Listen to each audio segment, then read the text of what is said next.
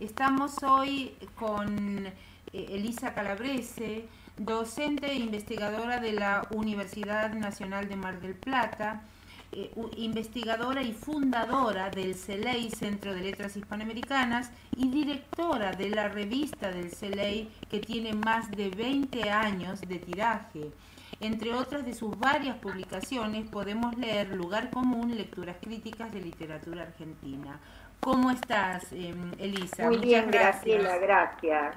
Bueno, entonces, ya que tenemos esta oportunidad magnífica de dialogar con vos, me gustaría hacerte algunas preguntas relativas a tu entrada en el Diccionario de Pensamiento Alternativo. La primera que se nos ocurre mirando tu entrada y mirando el diccionario como un concierto de conceptos, es decir, ¿por qué compromiso literario es una entrada de un diccionario de pensamiento alternativo como el de Hugo Biagini y Arturo Roy?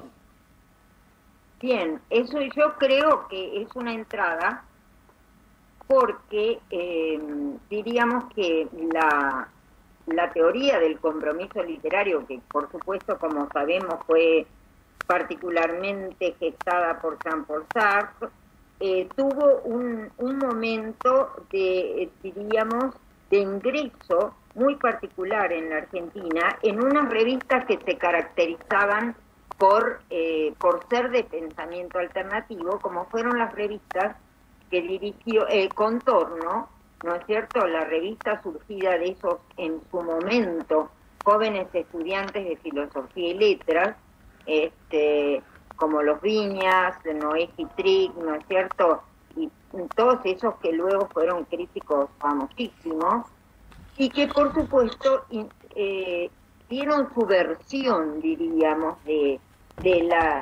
su versión de la idea de Jean-Paul Sartre, ¿no? Porque en realidad, si bien hubo una literatura que respondiera muy literalmente a la idea de literatura engagée, no se dio tal cual, ¿no es cierto? Fue un cruce entre el pensamiento, diríamos, del compromiso literario propio de Sartre y el psicoanálisis como lectura novedosa de la literatura, introducida también por uno de los jóvenes de Contorno en su momento, ¿no? Así que realmente creo que por eso fue algo interesante, porque además esta tensión, podemos decir, entre el compromiso literario y la literatura, que en ciertas épocas muy activas políticamente, se consideraba literatura de evasión, ¿no es cierto?, fue una constante que atraviesa décadas de nuestra literatura, creo.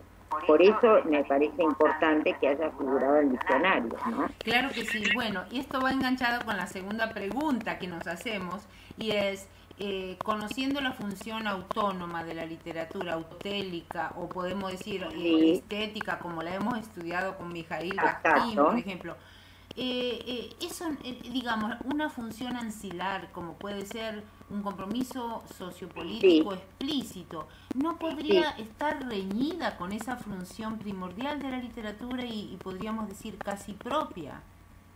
En principio sí, tuvieron que pasar décadas para que, por un lado, como sabemos, la Escuela de Frankfurt reelaborara la relación de la literatura con su contexto social, ¿no es cierto?, y la liberara de ese, podemos decir, mecanismo determinista que había sido la lectura del primer Marx, ¿no es cierto? En ese sentido, por supuesto, ahora, luego de eso, y ya desde hace 40 años, las cosas se ven de muy diferente manera. Es decir, la literatura sin duda tiene una relación y muy importante con su contexto de producción, ¿no es cierto?, y con las circunstancias de su contexto, pero esta relación ya no se piensa como algo determinado ni como una relación dependiente entre estructura y superestructura, ¿verdad? Esto ha quedado completamente modificado. desde ya. Claro que sí. Y entonces, bueno, ¿cómo podríamos definir la frontera en lo que tú dices a la entrada en tu entrada de diccionario al final, que obviamente el compromiso literario no es literatura de panfleto? Entonces, ¿dónde está el límite entre una literatura, digamos, más panfletaria, de denuncia, y una obra artística verbal con todos los complejos Exacto, ya entiendo. Yo creo que la frontera siempre es borrosa y difusa. Lo que ocurre es que podríamos pensar, tal como vos has mencionado, podríamos pensar esos dos, digamos, esa antinomia entre esas dos polaridades como dos extremos de un arco enorme, y donde se instalan las producciones concretas y bueno, y con sus múltiples combinaciones y contaminaciones, ¿verdad? Es decir, por supuesto sigue existiendo lo que se considera un testimonio, pero de cualquier modo sabemos ya de por sí que el lenguaje siempre es una intermediación respecto de lo real, ¿no es cierto? Nunca es lo real como tal, de modo que evidentemente ya eso solo determina, ¿no es cierto?, que nunca sea la cosa lo que está ahí, ¿no? O the real thing, como se dice en Estados Unidos, ¿no? Exactamente, y esos grados, digamos, de codificación primaria que da el simple hecho lingüístico, digamos, el código verbal da una primera rejilla modal. Sí, desde luego. Sí, entonces, bueno, y ahí viene otra pregunta, porque vos viste que ahora se ha tendido a flexibilizar lo que se concibe como con el estatuto de literario. Por ejemplo, las historias de vida, los testimonios, los graffiti, la canción de salsa. Exacto. Es decir, se ha ampliado el registro, la oralitura. Entonces, la pregunta ahora viene... digamos, en poesía. Eso sí que es espinoso, ¿no? Eso sí, yo creo que, diríamos, eso entra en una dominante cultural de nuestro tiempo, que es, diríamos, el relativismo en todos sus aspectos, ¿no? Una característica de lo que para algunos constituye el paradigma de lo posmoderno. Yo no coincido con que lo posmoderno sea un nuevo paradigma. Creo que es una modernidad tardía, digamos, en ese sentido, pero bueno, sin entrar a discutir estas cuestiones filosóficamente, sí creo que esa ampliación tiene que ver con, diríamos, con una dominante cultural del momento, que es, diríamos, la hibridación, la contaminación, el borramiento ya hace mucho de la frontera entre lo que se consideraba alta cultura y cultura de masas, ¿no es cierto? En la actualidad podemos considerar que la literatura está sujeta a los mecanismos del mercado, por lo cual en realidad esa frontera ya no existe, ¿no es cierto? Exactamente, y tanto han y la noción de valor ha caído en desuso. Para mí no, personalmente, ¿no? Yo sigo creyendo que hay una diferencia entre algunas cosas y otras. Creo que no sé, que no es lo mismo el puro entretenimiento que un trabajo literario de envergadura, pero bueno, eso ya va en posiciones personales, sí, ¿no? Entonces ahí viene la otra pregunta. ¿Puede el compromiso literario que tú mencionas en esa línea, digamos, que plantea Jean-Paul Sartre y que luego retoman aquí en Argentina los intelectuales de la revista Contornos y Abelardo Castillo, etcétera? Podemos decir que el compromiso literario puede leerse entre líneas, por debajo o en los intersticios de la metáfora, la metonimia, el oxímoron o la anécdota novelesca, ¿sí? Es decir, puede ser no explícito, no tan explícito como... Claro, no, por supuesto. Yo creo que sí, desde luego. Independientemente también de lo que consideremos tradicionalmente la intención autoral, porque de algún modo lo que ocurre se filtra. Y cuando ya hay una intención, pongamos por caso uno de los casos más digamos, más famosos y más remanidos, que fue Respiración Artificial de Piglia, ¿verdad? Respiración Artificial se publica en 1980, aún está plenamente vigente la dictadura militar, y sin embargo la censura por supuesto no le prestó atención, porque explícitamente hablando no hay nada que pudiera indicar que se está hablando de una situación de dictadura, pero la gente sí lo entendió, porque desde el título mismo, que no tiene nada que ver con una situación, con ninguna situación de lo que se cuenta, ¿no es cierto? Se está hablando de un enfermo en situación terminal, y ese enfermo es la sociedad misma, ¿no? O sea, hay una gran metáfora. Claro, pero la gente de algún modo lo trató así. Yo recuerdo que me lo regaló un amigo y me dijo, te va a gustar leer esto, y era un arquitecto que por supuesto no, de especificidad de literatura no se interesaba, pero él lo entendió. Okay. Claro que sí. Bueno, y ya que mencionas respiración artificial, otra pregunta que tenemos ¿es la novela el género que más se ajusta a la expresión del compromiso literario en los términos que lo defines tú, dado que plantea la existencia de un héroe problemático en un mundo degradado, como diría George Lucas? Yo creo que sí, sin duda, ¿no?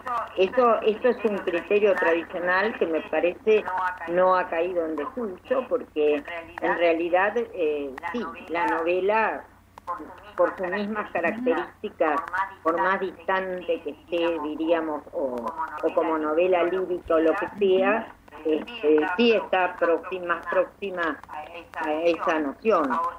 Incluso la poesía, y en los 60 tenemos, en esa época tan politizada, tenemos el ejemplo de lo que fue, bueno, la antipoesía para algunos, la poesía conversacional, por ejemplo, ¿no es cierto?, de Cardenal, la poesía de los llamados sesentistas en la Argentina, que intentó precisamente desplazar a la poesía de lo que Sartre mismo llamaba un en sí. Sartre consideraba el poema fuera del compromiso, ¿no es cierto? Y sin embargo, en ese momento, en toda Latinoamérica, sin haberse puesto de acuerdo, surgen diversas poéticas que intentan justamente aproximar la poesía al mundo de todos los días. Claro que sí. Y bueno, entonces en ese mismo sentido, y que ya que estamos en novela y en el campo de la novela argentina, que es tu especialidad, ¿qué títulos no pueden faltar, ya independientemente de compromiso literario o no, en la biblioteca de un lector interesado en la literatura argentina y sobre todo en la novela argentina de los últimos años, digamos de 1990 para acá? ¿Y quiénes entre ellos te parece que establecen un compromiso literario más acendrado? Bueno, yo te diría primero que, aunque jamás haya escrito una novela, Borges es ineludible, porque todas las, diríamos, ¿me estás oyendo? Sí, ¿Hola? Sí, te escucho, sí, fui a cerrar al cerrar la puerta, perdón. Sí. No, está bien, porque todas las transformaciones, diríamos, del verosímil tradicional se deben sin duda a los procedimientos borgianos con la narrativa, ¿no? Así que eso de ya es una base que hay que tener presente. Entre las novelas de los 90 ahora hay muchísimos autores, realmente muchísimos. Los más próximos incluso al compromiso, te podría decir algunas de las novelas que tienen que ver con la dictadura. Por ejemplo, se me ocurre que es una novelita poco mencionada y breve, pero sumamente interesante para describir la paranoia que se vivía en el momento. Hay unos tipos abajo, de Antonio Dalmaceto. Villa, de Luis Guzmán, que toma también el periodo. Estoy mencionando las más próximas a la realidad, ¿no? A este tipo de realidad. Hay unos tipos abajo, de Dalmaceto, Villa, de Luis Guzmán, por supuesto, la propia respiración artificial de Piglia, desde los 80 estamos hablando, ¿no? Y más posteriormente creo que Sacomano, los relatos y las novelas de Sacomano, de Guillermo Sacomano, siguen manteniendo un realismo sumamente, bastante apegado, diríamos, a lo que sería ese concepto lucasiano de novela, ¿no? Para dar algunos ejemplos. Muy bien, muchas gracias. Entonces sí, específicamente estos últimos títulos que nos das y autores, bueno, en fin, son bastante conocidos, pero no creas que hay repertorio, o sea, muchos de ellos hay que comprarlos, como Guillermo. No, es que no lo hay, porque yo observo, por ejemplo, en general, ¿no? Aún que salvo en los medios académicos, en Europa el único que, digamos, ha tenido un management importante es Piglia, nada más. Eso es toda la verdad. Y eso porque él lo ha trabajado, ¿no? Él se ha puesto... Él se lo ha trabajado. Sí, ahora, bueno, yo voy a incluir en el curso la última novela de Piglia, El Camino de Ida. Que no lo he leído todavía. Yo la acabo de comprar y entonces bueno, vamos a trabajar eso en diálogo quizás con respiración artificial, que la conocen un poco más, claro que sí.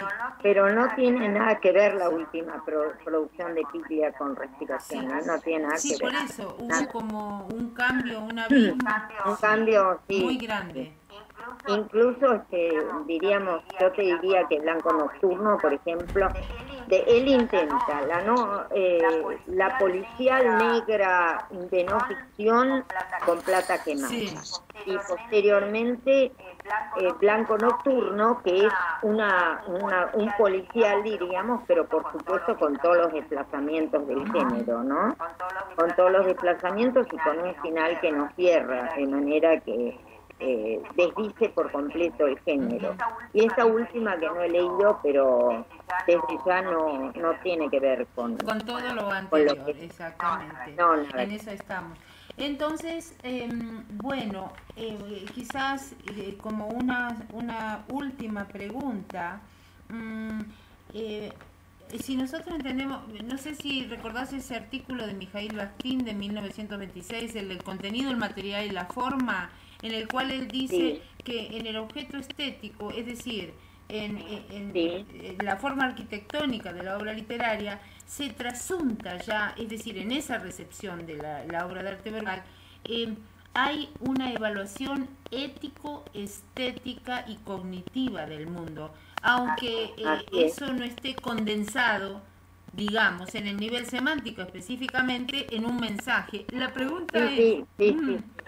Lo entiendo perfectamente. Entonces, por supuesto, realmente es así. Es así. Entonces, la pregunta es, ¿esta literatura de compromiso quizás condensa, para entenderlo un poco desde la teoría literaria, en el caminito que nosotros hacemos con la teoría, condensa, digamos, el mensaje, la literatura de compromiso político, sociopolítico, condensa en el mensaje, o sea, en el nivel semántico, condensa el mayor impacto de su constitución? Claro, el propósito por lo menos es este. Ok, bueno, entonces te agradecemos muchísimo pues todos estos conceptos, este diálogo que se abre.